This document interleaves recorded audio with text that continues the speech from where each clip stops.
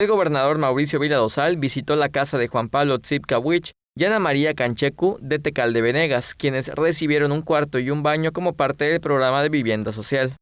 Vila Dosal acudió al hogar de Juan Pablo Tzipkawich, uno de los beneficiarios, con las 17,000 acciones de vivienda que el gobierno del estado y la Comisión Nacional de Vivienda realizan con inversión de 900 millones de pesos. Vila Dosal también visitó el hogar de Ana María Canchecu, quien cuenta con su propio baño, porque para sus hijas era molesto e incómodo acudir a la casa de su suegra o de los vecinos para pedir prestado el baño. El gobernador supervisó la distribución de los paquetes de útiles del programa Impulso Escolar, de los libros de texto gratuito y de los desayunos escolares. Vila Dosal también visitó el consultorio del esquema estatal médico 24/7 y entregó 2 toneladas de maíz blanco para consumo que se repartirá entre los habitantes de la población. Teleyucatán te informa.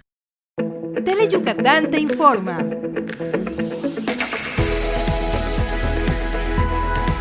Lunes a viernes, 3 de la tarde.